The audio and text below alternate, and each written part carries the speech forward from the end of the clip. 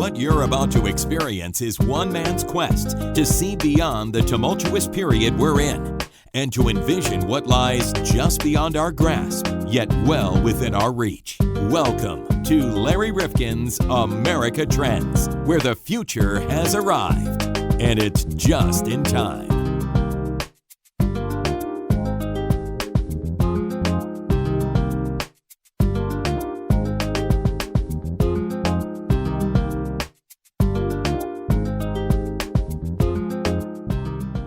Welcome back to America Trends. Larry Rifkin and John Krofsik. And John, I said this week we were going to be posting a couple of podcasts that are all about identity in America today. Do I belong anymore? Am I the same person? Is my family really what I remember them to be? Because I kind of left this small town or this particular environment. And did I change? Did they change? Did all of our perceptions change? Did America change? And, you know, when I was looking at doing this podcast with Debra Gwartney, the book called I Am a Stranger Here Myself, I was intrigued. But I really thought it was going to be a difficult conversation because it's a very personal one. And I wondered whether I could make it something universal so that people listening could appreciate the conversation. No, I thought it was a very good conversation, you know, and very interesting topic we're bringing up with how many people feel like they're not a part of their community anymore. It's, you know, it's a very good, interesting trend. Absolutely. And Debra was wonderful to talk to. I mean, she's an incredible writer, and I really encourage you to get the book, I Am a Stranger Here Myself. And she grew up over in Idaho. Now she lives on the west slope of the Cascade Mountains in Oregon, which is just outside of Eugene. And this is a different part of the West, but she's definitely a woman of the West. And she tells us within her story a fascinating story of another pioneer woman of the 1840s. And I'm going to let her roll all of that together for you. Right. And she makes it very understandable and very clear. But again, the issue on America Trends during this week is the issue of identity in America. And again, where do I belong? Where do I fit in? Am I made for these times? Am I made for that community that I grew up in? And how can I still love a lot of the people that I grew up with who are so close to me, and yet our views are so divergent?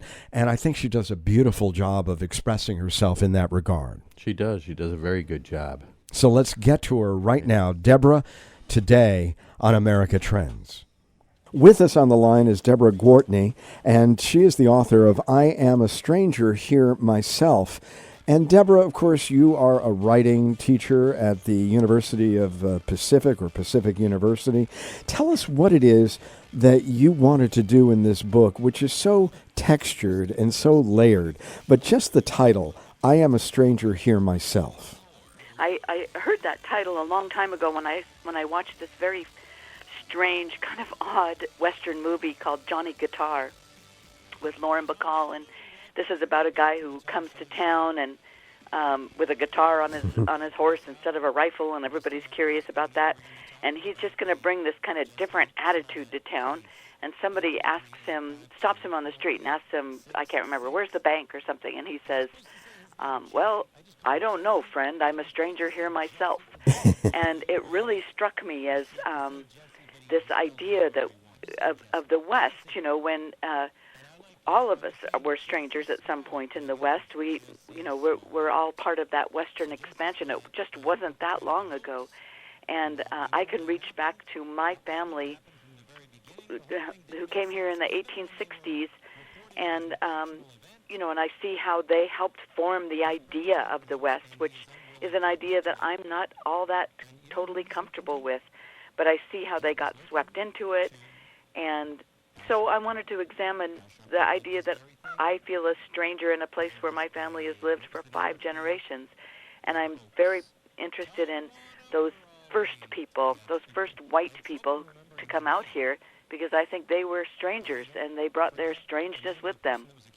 So you're from Idaho, but you're oh so different. I mean, when you go back to Salmon, Idaho, today or recently, and of course you talk about some personal events that brought you back there. I mean, what do you feel like? Well, yes, I was very interested in writing about this desire I think we all have, that's a primal desire to belong somewhere, to truly belong, in a way that you walk into this location, this geography, and it just embraces you. And I know that I hear a lot from people who want that very much in their lives, and some who have that in their lives. And that place for me is Salmon, Idaho, where I was born, and where generations of my family lived and thrived. They did very well there. Just simple people. They never made a lot of money, but they loved their place. And so, as a child, I wanted to be nowhere else but Salmon. My parents had moved us to Boise, and I just yearned to go back to where my grandparents were. And yet, when I was there, I always felt this strange rub, like it's not really quite mine. I don't understand why I don't fit. And so, even as an adult, I looked back on that and I thought, what was that rub in me? What was that dissonance? And how can I explore it? And I thought the way to explore it was to go back to the very first white woman to come west, whose name was Narcissa Whitman, and use her as a pry bar to understand myself better. And of course, she is really someone who takes such a prominent role in both your life, your thinking, and your writing. I mean, how much do you relate to her? And tell us her story. We need to understand this. Yes. Well, she was raised by a fervently a religious mother. Maybe I would call her a zealot. Clarissa Prentice was her name. And when her first daughter, Narcissa, was born, and what a name, isn't it? She decided that this child was going to be a missionary because the mother was very caught up in a religious movement called the Second Great Awakening. And part of that movement was to get the word out of God, of this particular version of God. And they heard that the native people in the West wanted the white man's Bible. Turned out they really didn't want it, but Narcissa was convinced as a young girl that she was to go out west to this very dark and scary place and spread the word of God. And she really had no other choice. And I'm interested in how shaped she was by her family, her church, the man she married, who she only knew for about 3 hours before they got married, because the missionary board wanted a married couple to go west. And I think it was tragic for this woman. She was intensely loyal, and she never could show her vulnerability because she was supposed to be this very stern, spread the word of God. And she became very hard and difficult. Nobody liked her much, and she died very violently at the hands of the people she'd come to, quote, save. They didn't want her message anymore, and they killed her. They killed her husband, and they killed 12 others at the mission, and then they held 50 people hostage for a month. And it was just a terrible situation for both sides. And yet it's a story that has haunted you seemingly your entire life, and you always go back to it in the book. Of course, Grandma Lois's library, your grandma, is where you found the book about her. What has been the overarching fascination that you've had, and how does it relate and intertwine with your own life? Well, I think the fascination was, first of all, I had this idea that, that people get in their heads where I thought, I can just blame this woman, Narcissa Whitman. I can just kind of hate her, and that will justify all of my discomfort with Manifest Destiny and the expansion of the West and how my family got caught in it. But what happened over a 5-year period of researching her is I started to see, this is a very complicated and real human being, and she had much more emotional complexity than I allowed her at the beginning. And I think what I decided that I really needed to write about was the way that she and other women were convinced that this living in the West and this hardship was going to be, really good for them. And in some ways it was good. It's a good place to live. But women really suffered. And I think Narcissa suffered, my grandmother suffered, and they never had a chance to work out for themselves what they wanted because it's such a patriarchal and very conservative way of life out here. And I thought, how did that affect me, and how did I become this liberal woman, a feminist, and which is a great disappointment to my father, for instance. I don't want to judge them or blame them.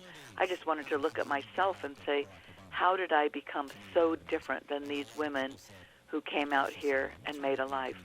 At that time, of course, we're talking about survival. We're talking about a whole different role that women held in the life of a family. And yet there's still that divide that you find within your own family. Your dad saying that where you live on the coast in Oregon, and that's still the West to many of us out here in the East, is a phony West populated by socialists, and it's only the Eastern Oregoners who are okay with him. Explain that divide within your own family. I think what happened, and I'm no scholar or historian, so forgive me for my own flights of fancy here, but I think from all the studying that I've done, what I believe what happened is that to move out here, you had to be fiercely, almost wildly independent. And that's the kind of person who was attracted to moving to the West. It was 5 months on a really hard trail, and then you got out here, and here are all these native people who are extremely angry, of course, justifiably so. And here's some free land. Now, try to figure out what to do with it.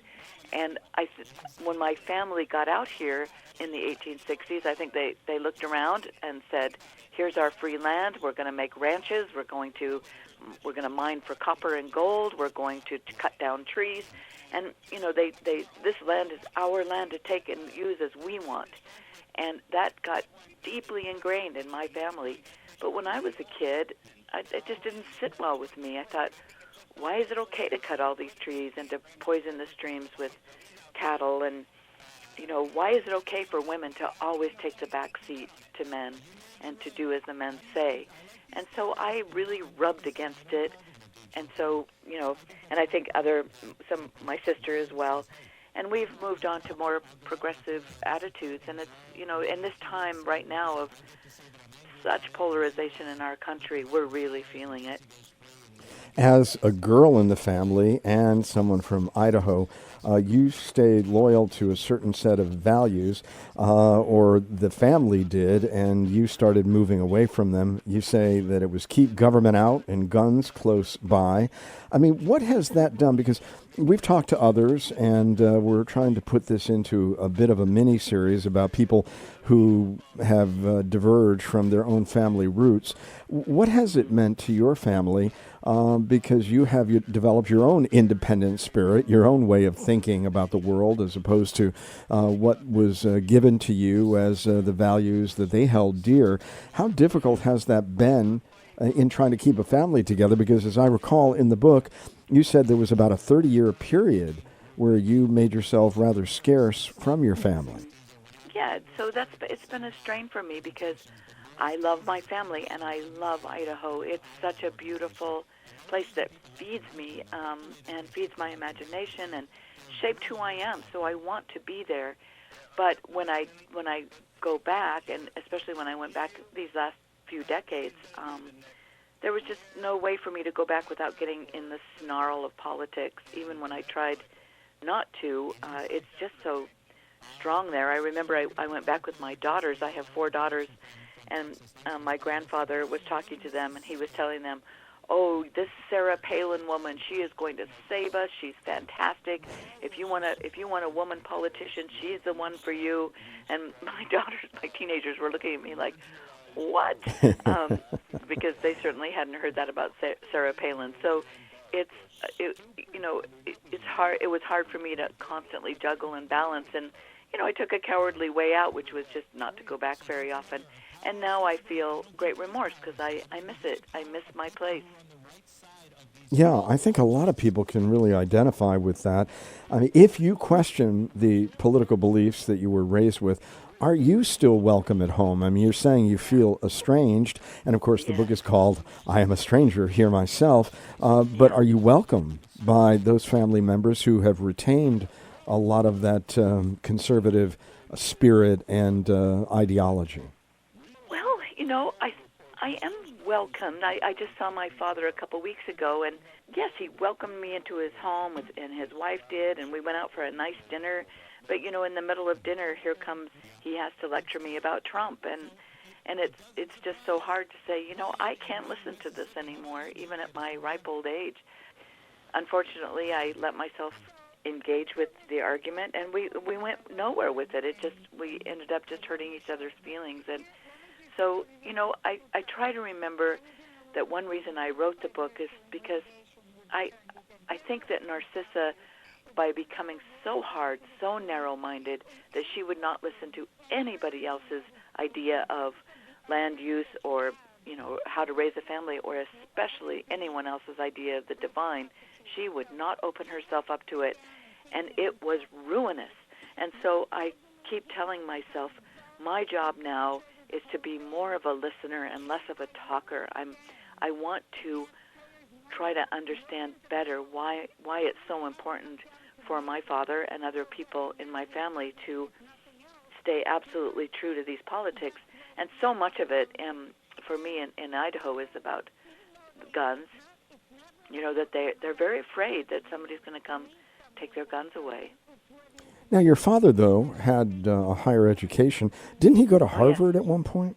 Yes, he's very educated, extremely successful. And did anything at Harvard kind of find its way west with your dad? Oh, gosh, that's a great question. I don't see how it couldn't have, but I was pretty young at the time. And, I remember my dad, he was a state legislator for years, and I remember that people called him a moderate Republican, and I remember liking that a lot. But I'm afraid the kind of libertarian strain that's gone on in Idaho and then now with President Trump, he's leaned ever more left. So, we all change through our lives. I don't really know where I came from, but I know I've become more left-leaning over time as he's become more right-leaning over time. You also say, though, that you are a churner. I was curious, what does that mean? Oh, I think what I meant by that is that, I don't have that thing inside of me where I can say, I am absolutely this one person and nobody's going to change me or make me feel bad about it. Because when I do go home to Idaho, I think I'm kind of sad that I don't fit more, that I want to be part of what they all do and the way they get together and laugh and party and tell stories. And, I don't like being the outsider to that. So I think I churn about that. How can I love and commune with my family and yet stay true to myself? It's been many years of trying to understand that dilemma. As a writer and somebody who obviously thinks about so many issues, this whole idea that we're all sorting into like-minded communities, and you can see it. I mean, there is definitely a process going on in America. Where you live in Oregon, is there much debate, or are you very comfortable there? And could you ever find your way back and not feel like a stranger in Salmon? Is there any possibility that later in life you might say, I've got to go back there, and I really need to retreat, and I really want to reconnect? Is that ever, in your mind, a possibility? I don't think it is, and one reason I don't think it is this Salmon, Idaho that's in my mind is where I would walk out of one grandma's house and be in another grandma's house in 10 minutes, or walk downtown and be in my great-grandparents' hardware store, or over to my aunt and uncle's ranch. That's my Salmon, where I felt like I was 10 minutes away from yet another person who would embrace me and care for me and feed me, and that's just not there anymore. So if I go back to Salmon, and I have been back recently, it's got a kind of a hard edge that's not for me anymore. And the places that were so important to me are now inhabited by other people. So it just makes me sad. So I think what I want to do is hold that very special image. And, I tell you, I can still smell my great-grandparents' house and the way we all sat at the table and ate her wonderful food. I just want to hold that memory and realize that this is what took care of me as a child. Let's go back briefly to Narcissa Prentice Whitman.